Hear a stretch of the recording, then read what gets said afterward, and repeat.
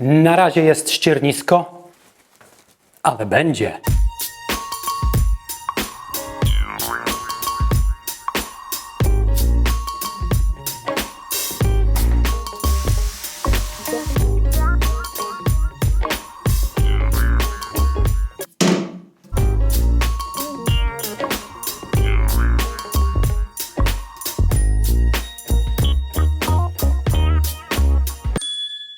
Wyobraź sobie sytuację. Idziesz na strych swojego dziadka. Albo nie, dobra, może inne miejsce. Taka historia. Postanawiasz zrobić porządki w piwnicy. Albo pomóc koledze, albo sąsiadowi zrobić porządki w piwnicy. I robiąc te porządki w piwnicy znajdujesz stare, powiedzmy trochę zdezelowane akwarium. I nagle w twojej głowie zapala się lampka. Akwarium. Może nie wygląda jakoś rewelacyjnie, może przeszło swoje, ale może by tak wrócić po latach do takiego hobby jak akwarystyka. Albo dla osób, które jeszcze nigdy nie doświadczyły akwarystyki, może wejście w posiadanie, nawet przypadkowe wejście w posiadanie jakiegoś tam zbiornika, jakiegoś tam akwarium. Czyż to nie jest najlepszy pretekst do tego, żeby założyć swoje pierwsze akwarium? I dziś właśnie o tym. Stare, porysowane, ze smugami, zdezelowane, poszczerbione gdzieniegdzie, ale szczelne, przyjmie 72 litry wody, a skoro szczelne, to użyteczne. Można by je wykorzystać, ale czegoś brakuje, zanim zaczniemy. Czegoś,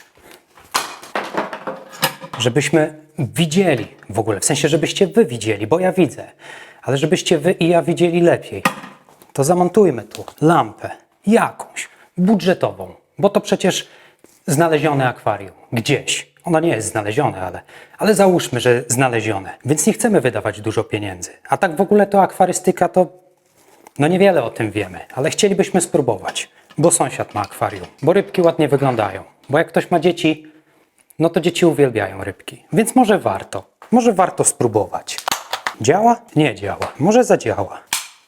Działa? No i można robić. Akwarium, które dziś aranżujemy, ma 60 cm długości, 30 cm szerokości, a jego wysokość to 40 cm. Szkło zwykłe typu float o grubości 6 mm. Za oświetlenie posłuży nam budżetowa belka LED marki Invital Lumium o mocy 16 W.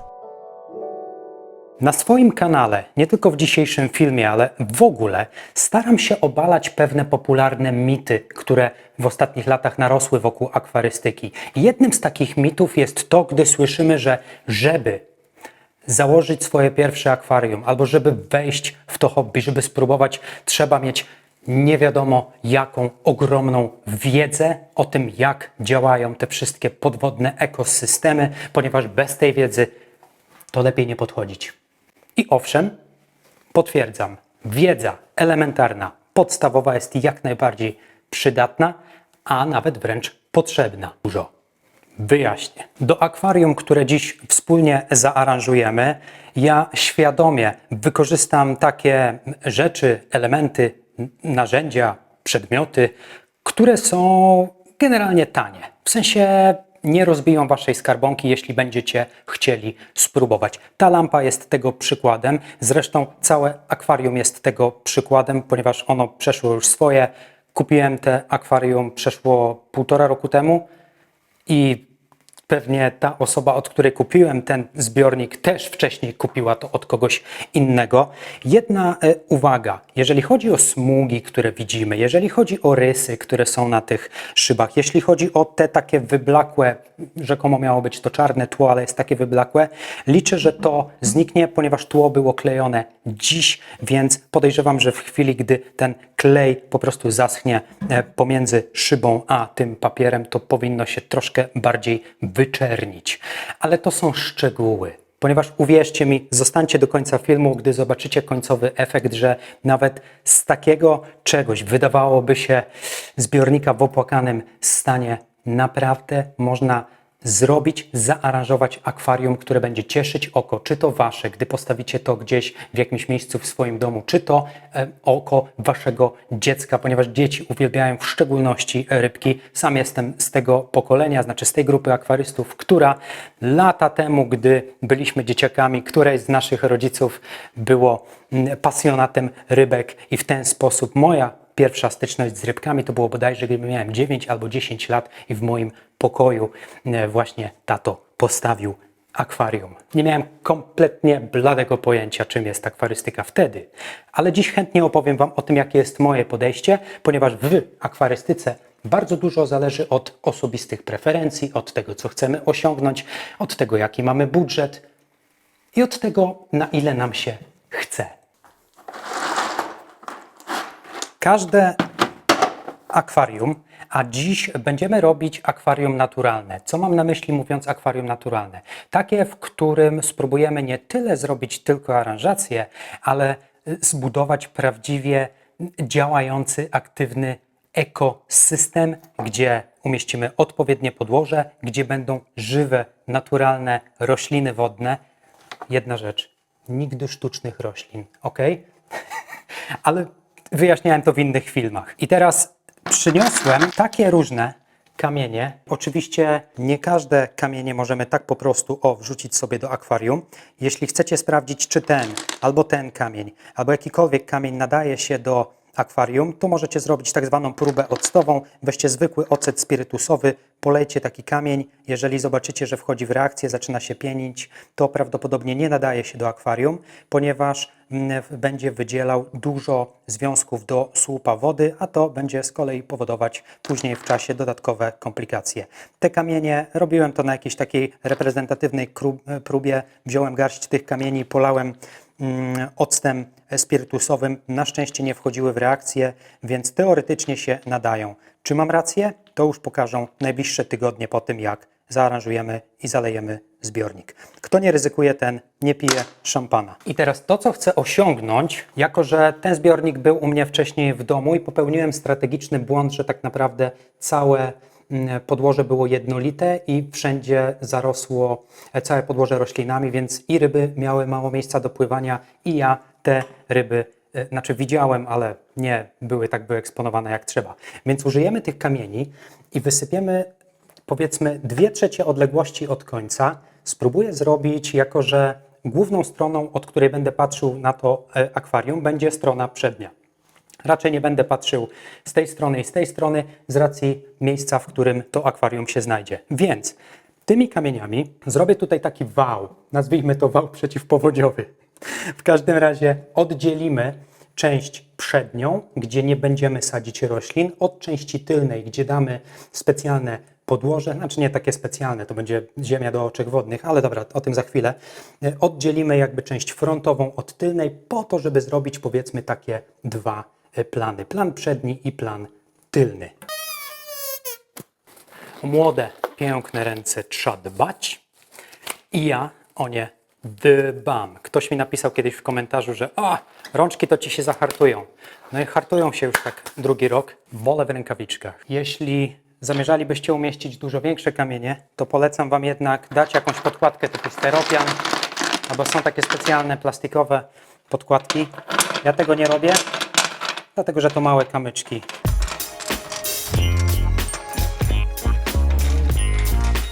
Podobno najtrudniej jest zacząć, no to my pierwszy krok mamy za sobą. Jest tutaj jakiś taki wał. Oczywiście może nie wygląda to jakoś specjalnie. Wiem, że mówiłem już o tej smudze, ale gwarantuję wam, że jak zalejemy zbiornik, nie zobaczycie tej smugi. I teraz po tej stronie umieścimy podłoże, które będzie naszpikowane różnymi mikro i makroelementami, których potrzebują rośliny korzeniowe, które będziemy sadzić na drugim planie zbiornika. Tu pójdzie tylko i wyłącznie zwykły piaseczek, po to, żeby zrobić taki może, nie wiem, taką a la plażę. Chodzi o to, żeby front akwarium nie był porastany przez rośliny, po to, żeby ryby miały więcej przestrzeni do pływania i dzięki temu my, czyli obserwator z tej strony, będziemy widzieć ryby, które będą bardziej skore do pływania na froncie zbiornika, jeśli tył będzie mocno i gęsto obsadzony roślinami. Co damy w takim razie tutaj na podłoże? Moi stali widzowie Przepraszam was za toaletę, sorry. Wybaczcie. Moi stali widzowie wiedzą, że moim ulubionym patentem na to, żeby... Moim ulubionym patentem na to, żeby rośliny rosły zdrowo, a ja, żebym nie rozbił swojej skarbonki, to wykorzystanie ziemi, uwaga, do oczek wodnych. To nie jest zwykła ziemia ogrodowa. Dlaczego do oczek wodnych? W sumie to jest dokładnie do roślin wodnych. Dlatego, że producenci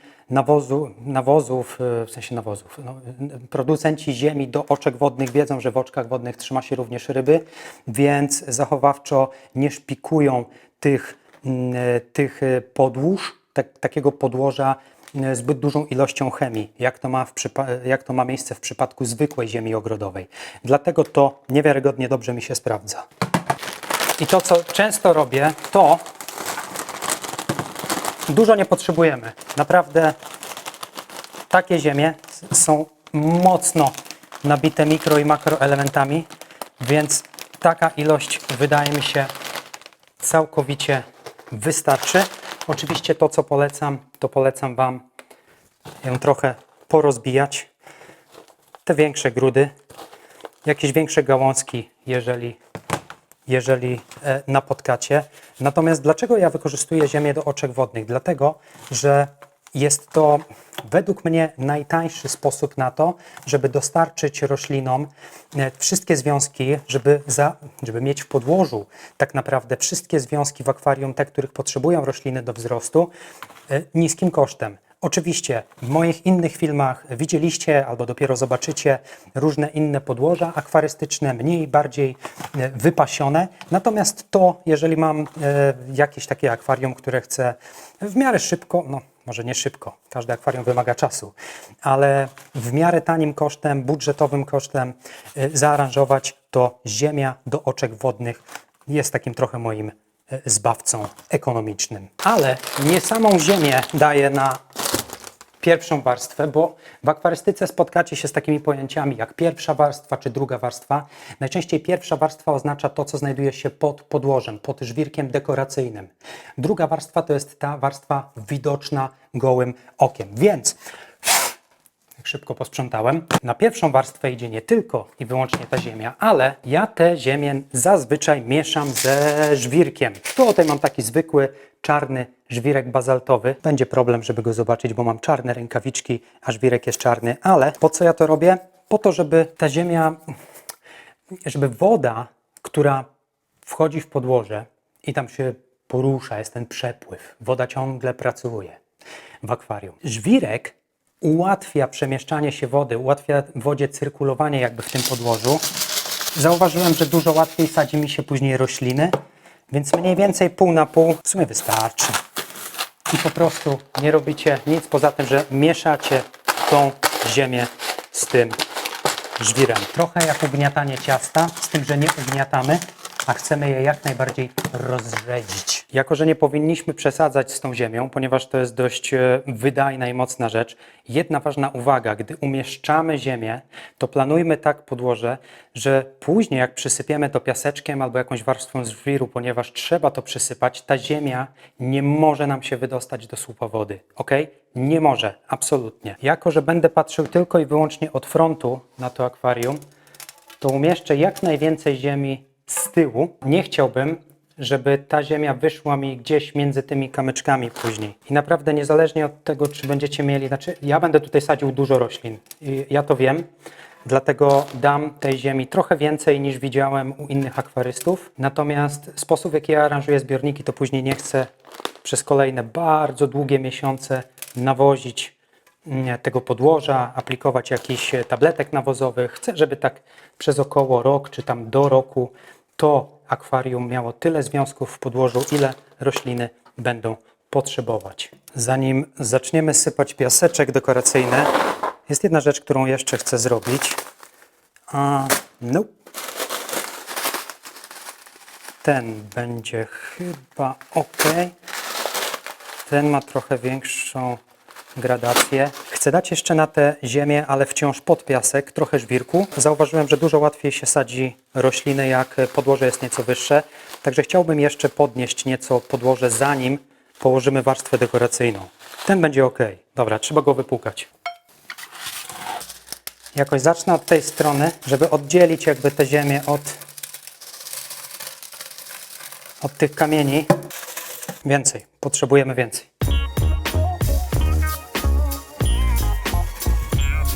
Powoli nam się zaczyna budować jakaś, powiedzmy, struktura. Teraz zarówno tę warstwę, jak i no w ogóle całość, prawie całość, przykryjemy piaseczkiem, drobnym piaskiem dekoracyjnym. Gdzieś go tutaj miałem. Co to jest? A, tutaj jest taka moja mini szafeczka. Prawdopodobnie niedługo nie będę się już mieścił z tymi rzeczami.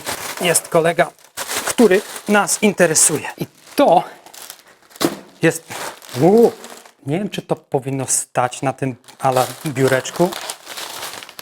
Mój ulubiony bohater ostatnich aranżacji. Kto śledzi mój kanał, ten wie. Piasek również warto przepłukać. Ja tego nie robię z czystego lenistwa, co nie znaczy, że wy też nie powinniście.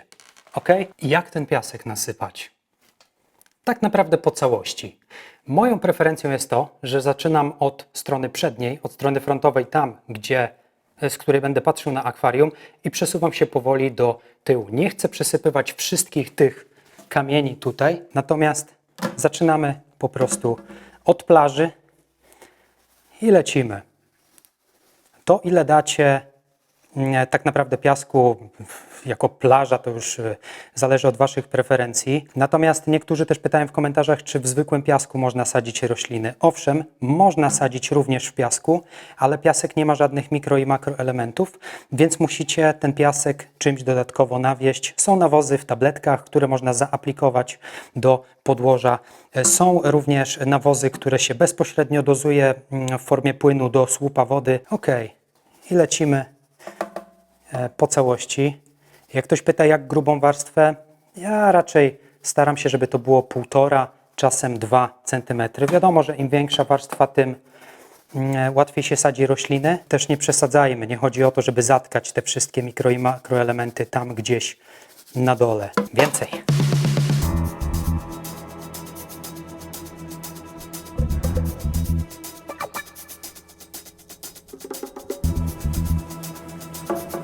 Zanim zaczniemy sadzić rośliny, to co umieścicie, jaką aranżację zrobicie w zbiorniku, zależy tylko i wyłącznie od tego, co chcecie osiągnąć. Nie chciałem dawać tutaj żadnego korzenia. Korzenie, jakieś elementy drewniane, elementy drewniane to w sumie tylko korzenie w akwarystyce, chociaż mogę się mylić. Natomiast nie umieszczam tu żadnego korzenia. Ta dekoracja jest maksymalnie minimalistyczna, jeśli można tak powiedzieć, dlatego, że chcę zostawić jak najwięcej powierzchni do sadzenia roślin, do których zaraz przejdziemy, więc trzymajcie się. Natomiast chcę jeszcze w ramach dekoracji, wezmę ten sam żwirek, który wykorzystaliśmy już jako, powiedzmy, takie umocnienie struktury, ale o większej gradacji, delikatnie większy, po to, żeby dodać delikatnie trochę więcej detali, takiego akcentu. Wciąż bardzo oszczędnie, ale w mojej opinii może wyjść całkiem gustownie. Jako że akwarystyka to sztuka improwizacji, to chcę trochę tych tak punktowo kamyczków rozsypać. One nadadzą temu wszystkiemu taki, powiedzmy, trochę bardziej naturalny wygląd. Oczywiście może nie jest to szczyt naturalności i naturalizmu, a tutaj też możemy trochę wysypać, nic nie zaszkodzi. Teraz to może nie wygląda pięknie, zaufajcie procesowi, za chwilę zobaczycie efekt końcowy. Jakby powiedział wprawny budowlaniec, panie majstrze, mamy tak zwaną zaprawę, boże, sorry, statyw. Mamy tak zwaną zaprawę, czyli fundament, który możemy obsadzać roślinami. Jeśli chodzi o sadzenie roślin, to ja mam taką metodę, która mi się sprawdza, w sensie technikę sadzenia roślin, że robię to najczęściej przy zalanym zbiorniku, zwłaszcza jeśli mówimy o długich roślinach korzeniowych, czy tam łodygowych, których korzenie sadzimy w podłożu. Dużo łatwiej sadzi mi się pensetą specjalną te rośliny, gdy akwarium jest zalane. Ale jako że to nie jest docelowe miejsce dla tego akwarium, tu jest miejsce dla tego zbiornika, to nie mogę go zalać w tym miejscu. Mógłbym go przenieść, akwarium przenieść i zalać tam i sadzić, ale to jest tak nisko, że nie chcę tam na dziadeczka się schylać. Więc posadzę, w ogóle, jeśli chodzi o rośliny, to mam tu zupełnie przypadkiem większa torba od mojej głowy. Mam tu wór roślin, które wyciągnąłem właśnie z tego zbiornika, jako że wcześniej stał u mnie w domu. Nie zmieszczę chyba ich wszystkich, prawdopodobnie nie zmieszczę ich wszystkich, ale chciałbym, żeby wróciły tam z powrotem, więc sadzenie roślin to jest przyjemna, ale cholernie czasochłonna robota, jeśli macie taką ilość zielska. Ale też rozumiem, jeżeli ktoś z Was, czy w ogóle jakikolwiek początkujący akwarysta wejdzie na strony sklepów akwarystycznych z roślinami i zobaczy, że rośliny to nie jest taki mały wydatek, to można się łatwo zniechęcić, można się przerazić tym, ile trzeba zapłacić od kilkunastu do kilkudziesięciu złotych za jeden koszyczek, za jedną roślinę. No to ktoś będzie oglądał ten film i pomyśli sobie: Mariusz, ty masz worek zielska. Okej, uwierzcie mi, że ten worek zielska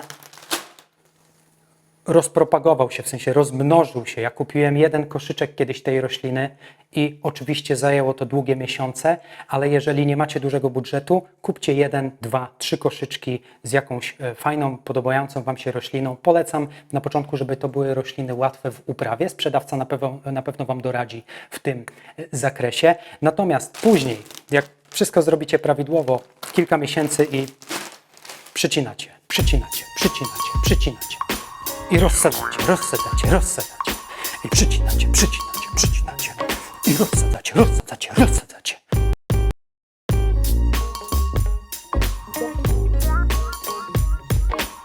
Roślinę, którą tu widzicie, w sumie jest tutaj kilka rodzajów roślin, natomiast w przeważającej ilości to jest nurzaniec. Natomiast jeśli googlujecie, to jest nurzaniec, który ma wąskie liście, ponieważ on występuje w kilku rodzajach, typach. Jest również inny nurzaniec, który ma dość szerokie liście. Poza tym, jak zacznę się przekopywać, to jest tutaj też kilka kryptokoryn. O, właśnie, tutaj jest piękna kryptokoryna. Więc kryptokoryny jako rośliny niższe usadowię gdzieś na środkowym planie, a nurzaniec w przeważającej ilości pójdzie... O, jest kolejna kryptokoryna. Mała, ale piękna. Nurzaniec w przeważającej ilości pójdzie oczywiście na tył.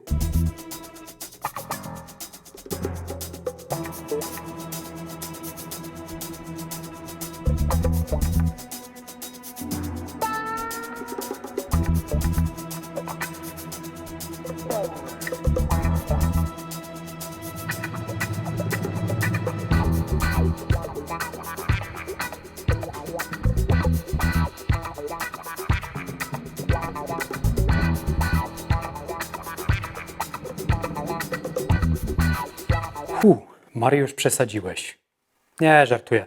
Jeśli o mnie chodzi, to w przypadku roślin nigdy nie ma przesady. Oczywiście zaufajcie procesowi. Jeśli będziecie aranżować akwarium, to w momencie, gdy sadzicie rośliny bez wody, czyli jakby na sucho, oczywiście nie na sucho, pamiętajcie, żeby nawilżać i rośliny, i podłoże w trakcie sadzenia. Dla Was to była chwila, moment. Dla mnie to było prawie 40 czy nawet 50 minut sadzenia. Przetransportujemy teraz to akwarium do miejsca docelowego, zalejemy, wrzucimy filtr i zostawimy. Mam nadzieję, że teraz nie opuszczę tego akwarium w trakcie niesienia. Uwierzcie mi, że jeśli się potknę na tym krótkim odcinku, mam 2 kroki, jeden, drugi. Jeśli się potknę i to wszystko pójdzie, no wiecie gdzie pójdzie, to rzucam tę robotę. Zamykam ten kanał. Jakie mam to chwycić? Okej, nie, muszę to chwycić z tej strony. Oh my god! To było lżejsze, gdy w środku nic nie było. Jak robicie takie prace, dbajcie o plecy. Oh my god! Zaraz się puszczę. Tu jest podkładka. Próbuję zrobić tak, żeby w jakiś sposób... Przed aranżacją odwróćcie po prostu akwarium. do góry dnem i podklejcie taśmą dwustronną podkładkę. Będzie o wiele łatwiej. Nie popełniajcie błędów, które ja popełniam. Światło, nosisz je w sobie, nie zgaśnie, choćbyś chciał.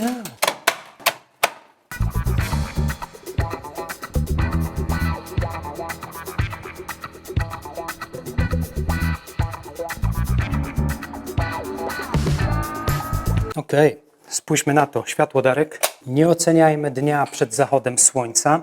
Natomiast to, co widzicie, to jest mniej więcej taki obraz, jaki powinniście dostać zaraz po zalaniu zbiornika.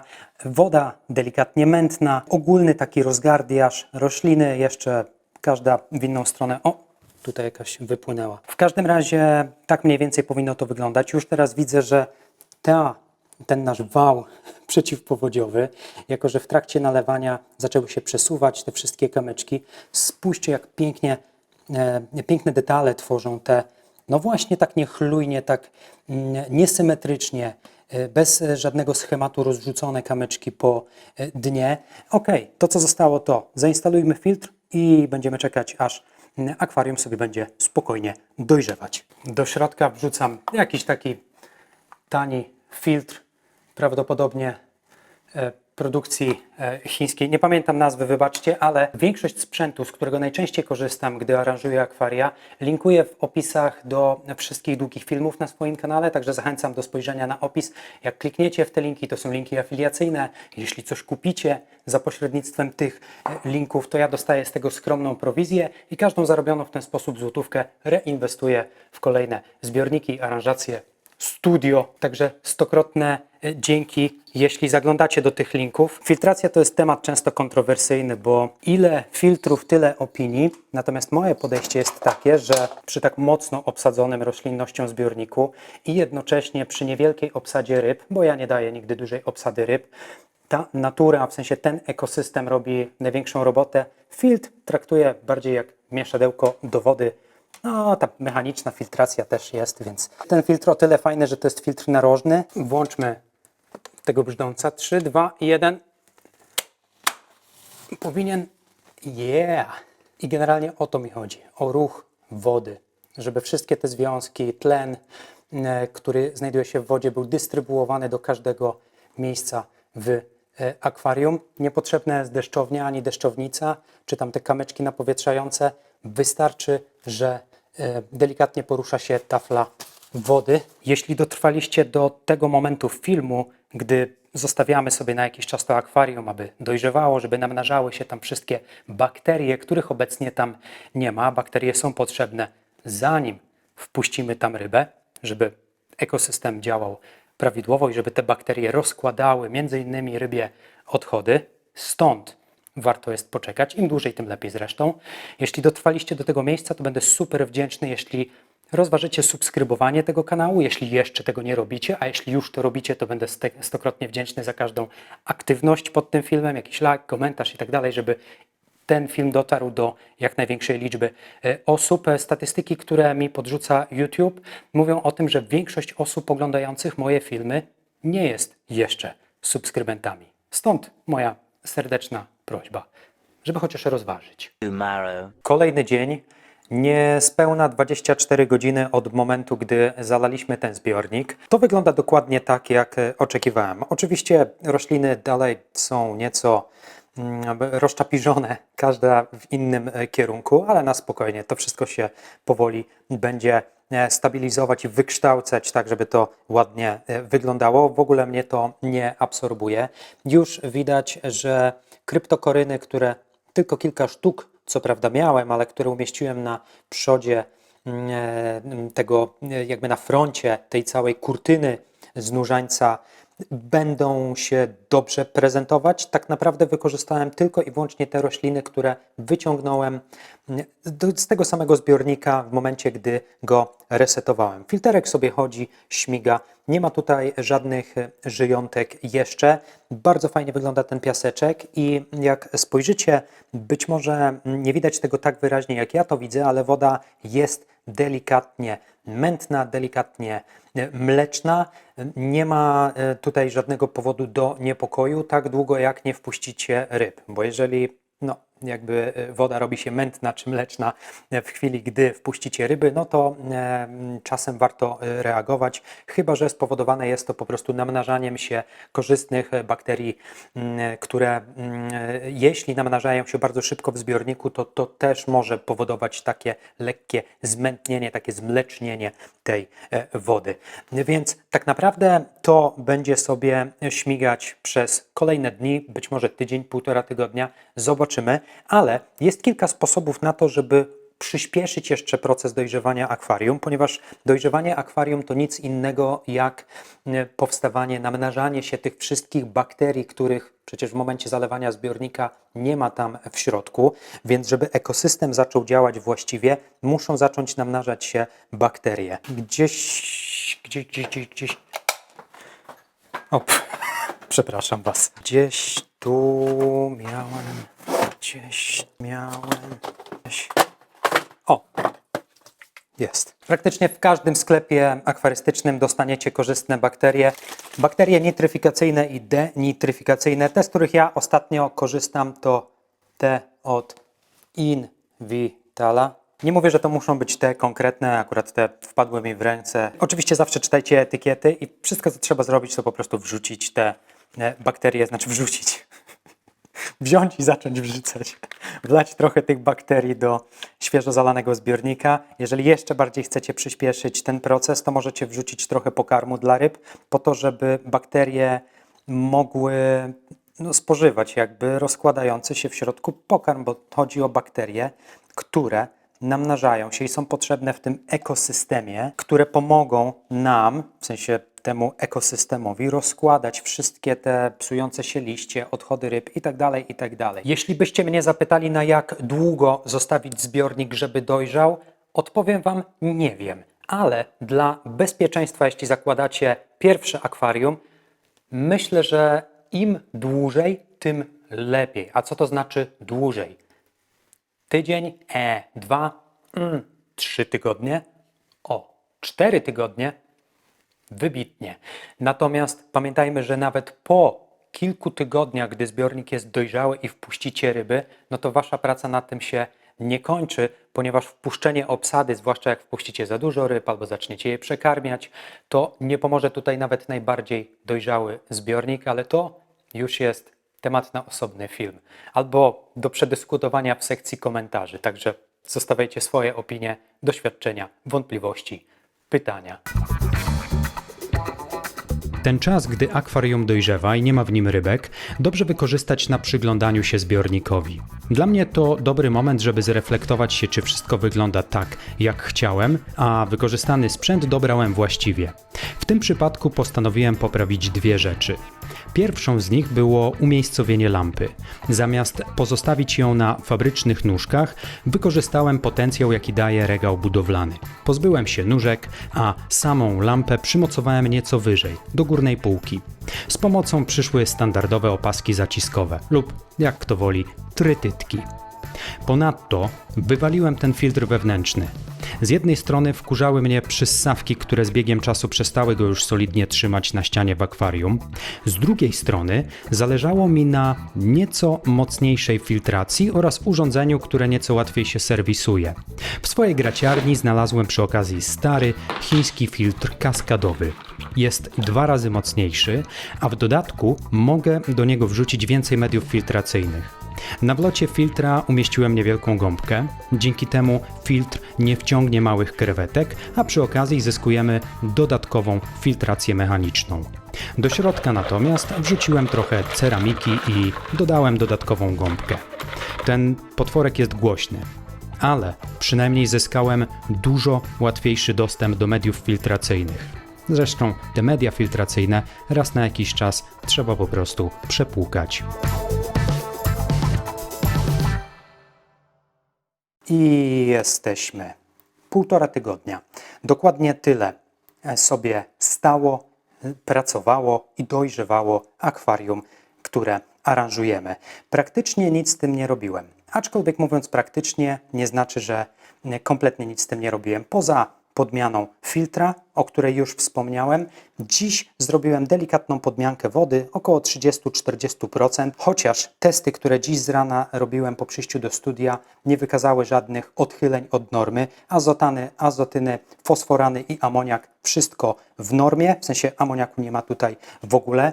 Ale podmianka oczywiście spowodowała to, że widzicie gdzieniegdzie bąbelki, które osadzają się, bąbelki powietrza, które są na roślinach i w innych miejscach. No, zazwyczaj po podmiance to się dzieje.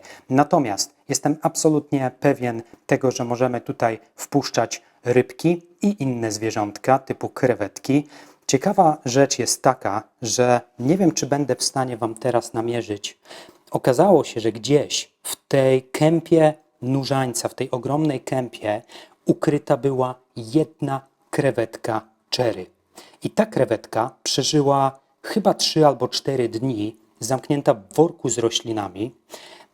I nie byłem absolutnie świadomy tego, że tam jest jakakolwiek krewetka. Ona przeżyła aranżację tego zbiornika, przeżyła dojrzewanie tego zbiornika w pierwszym tygodniu i uwaga, ona wciąż tu gdzieś jest i z tego, co widziałem, ma się naprawdę całkiem dobrze. Co tylko świadczy o tym, że żadne parametry nie wywróciły się, żadne związki nie poszły w górę tak bardzo, żeby zaszkodziło to jakiemukolwiek życiu. Oczywiście po wpuszczeniu tutaj życia, codziennie, każdego dnia, praktycznie przez kolejny tydzień będę monitorował stan tych wszystkich azotanów, azotynów i innych związków. Jeżeli tylko któryś ze związków wyjdzie ponad normę, automatycznie będę robił podmiankę 30-40% po to, żeby nie doprowadzić do sytuacji, gdy któregokolwiek związku będzie w wodzie za dużo i potencjalnie mogłoby to zagrażać życiu zwierząt. Bardzo podoba mi się ta aranżacja, tak jak spoglądam. Oczywiście ja wiem, że możecie to odebrać jako bałwochwalstwo, bo zrobił zbiornik i sam siebie zachwala. Ja lubię być zadowolony z pracy, z ciężkiej pracy, którą trzeba jednak włożyć w to, żeby zaaranżować akwarium, jakiekolwiek. Jakaś praca zawsze się z tym wiąże. Natomiast uważam, że jednogatunkowe akwarium, prawie jednogatunkowe, jeżeli mówimy o roślinach, bo głównie tutaj dominuje nurzaniec. Jest kilka kryptokoryn. I tutaj jeszcze ciekawostka dla Was. Kryptokoryny tydzień po wsadzeniu, jak widzicie, już niektóre liście gniją. Niektórzy nazywają to, chociaż nie wiem, czy to jest fachowa nazwa, chorobą kryptokoryn. Otóż kryptokoryny nienawidzą przesadzania. One mają silny system korzeniowy, to są harde rośliny, ale zaraz po przesadzeniu, po umocowaniu w nowym zbiorniku mają tendencję do tego, że czasem nawet niemal wszystkie liście najpierw przegniją, ale nie martwcie się, nie panikujcie wtedy. Kryptokoryny mają to do siebie, że zaraz po tym w najbliższych tygodniach zaczną wypuszczać nowe liście. Więc jak widzę gnijące liście, jedyne co mogę zrobić, to je poprzecinać. Wtedy jeszcze bardziej będziemy stymulować roślinę do szybszego wzrostu i szybszego wypuszczania tych nowych, już zaadaptowanych do życia w nowym zbiorniku liści. Wpuśćmy pierwszą gromadkę mieszkańców. Tutaj czeka gromadka przesympatycznych krewetek cherry. To są krewetki, które wyciągnąłem z moich innych zbiorników. Oczywiście, tutaj może nie będą jakoś rewelacyjnie widoczne.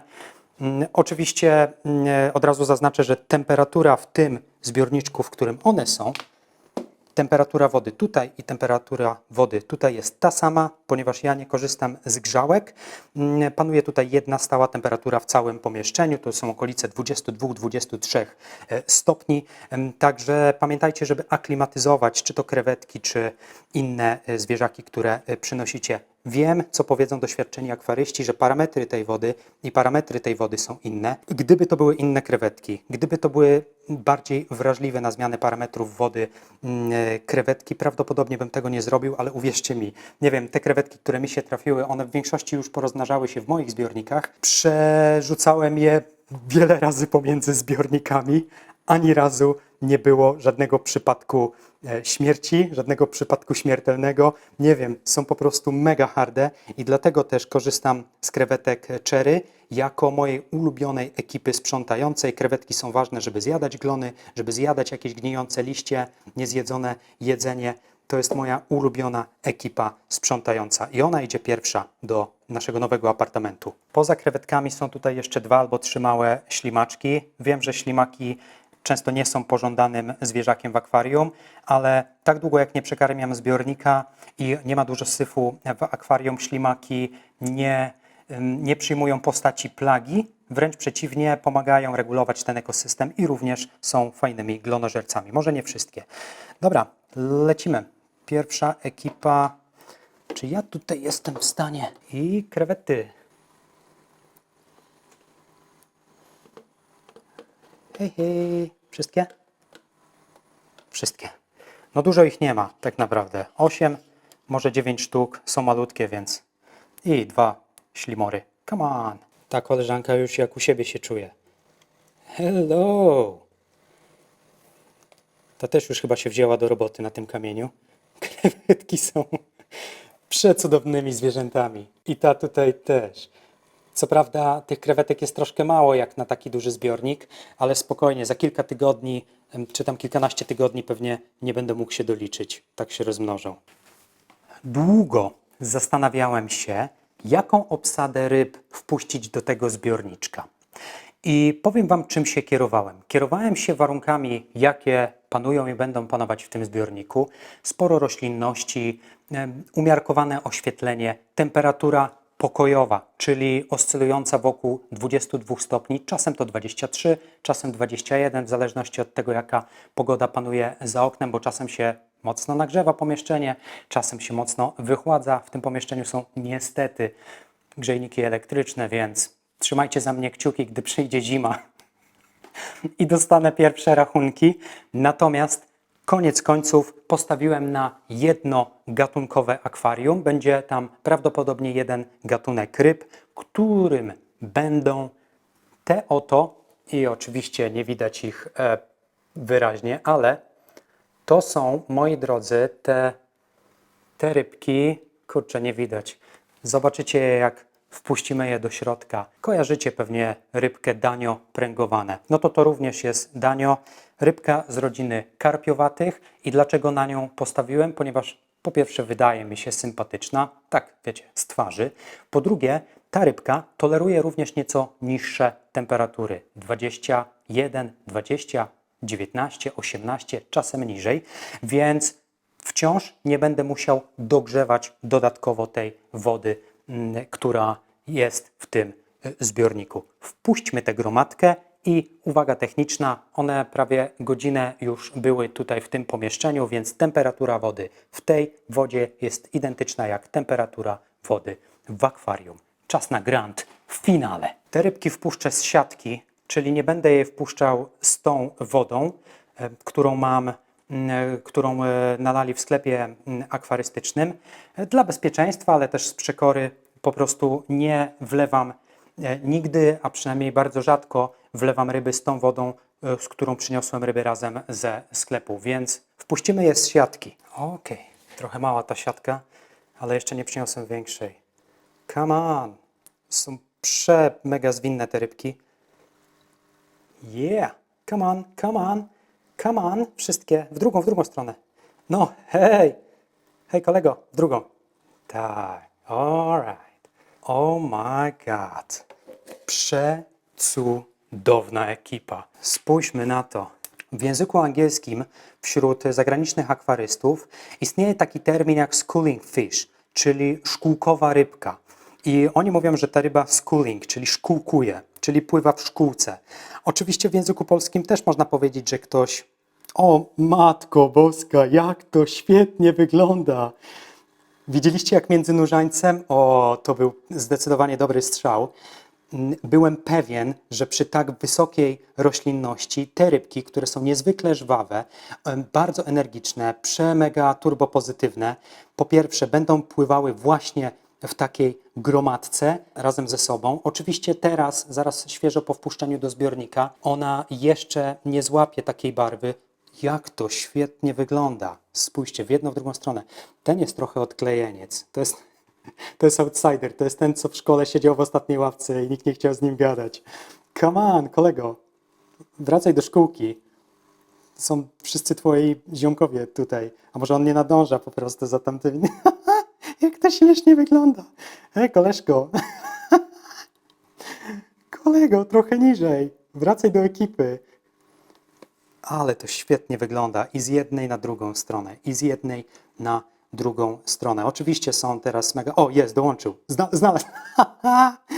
Znalazł ekipę. Przecudownie wyglądają te rybki. Nie chcę tutaj wrzucać więcej. Pamiętajcie, że im więcej ryb, tym więcej problemów, więcej odchodów, problemy z glonami, problemy z przekarmianiem. Ja uważam, że dużo roślin, niewielka obsada, kilka krewetek absolutnie wystarczy, przynajmniej na start. Ten filtr, który ma przepływ 500 litrów na godzinę, on i tak jest troszkę skręcony, wydaje mi się, będzie jak najbardziej odpowiedni dla tego litrażu i dla tej obsady. Pewnie raz na kwartał będę musiał do niego zajrzeć. Niewiarygodnie piękne są. Zaraz je też pewnie nakarmię, niech tylko chwilę się oswoją. Ale to, jak pływają między tym nurzańcem i osiągnęliśmy efekt, który chcieliśmy osiągnąć, jako że tył jest gęsto zarośnięty roślinami. Spójrzcie, jak te ryby trzymają się frontowej szyby, czyli tego miejsca, gdzie mają po prostu więcej przestrzeni do pływania. Wow. O matko. Świetnie to wygląda, jak między liśćmi szybują, że tak użyję lotniczej terminologii. Niewiarygodne. I co? Tanie akwarium, kilka rybek, sporo roślin. Oczywiście te rośliny miałem z poprzednich zbiorników, ale one są szybkie. Zaleca się, żeby te ryby trafiały do zbiorników o minimalnej objętości 80 litrów. Tu jest troszkę mniej, 72 litry. Natomiast zobaczymy, jeżeli zaczęłyby się rozmnażać, jeżeli byłoby ich więcej, jeżeli nurzaniec zacząłby porastać front akwarium i ta przestrzeń do pływania zacznie się zmniejszać, być może pomyślimy dla nich o nieco większym zbiorniku, ale teraz nieźle. I chyba jeszcze podkręcę ten filtr, bo te ryby lubią szybszy prąd wody, także chyba jeszcze bardziej podkręcę ten filtr, chociaż widzicie, że on nie jest też taki najsłabszy. Świetnie. No dobra. Witajcie w domu.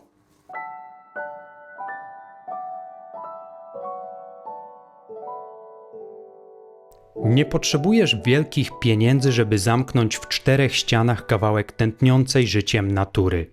To, co widzisz, to nie tylko 72 litry wody.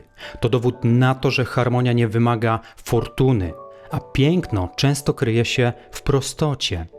Wystarczyło kilka kamieni, odpowiednie podłoże i rośliny, które przy odrobinie cierpliwości zamieniły szklany zbiornik w gęsty, zielony azyl. Spójrz na te danio. Ich energia, ten nieustanny ruch pod prąd nadaje całości życia. To one przypominają nam, że natura nie potrzebuje skomplikowanych technologii, potrzebuje jedynie zrozumienia i trochę pasji. Nie czekaj na idealny moment ani na większy budżet. One mogą nie nadejść. Zacznij od małego kroku, od prostych rozwiązań, które pokazałem Ci w tym filmie. Stwórz własny ekosystem, przy którym odpoczniesz po długim i ciężkim dniu w pracy. Bo własne akwarium to nie tylko hobby, to codzienny powrót do pewnej harmonii, który masz na wyciągnięcie ręki.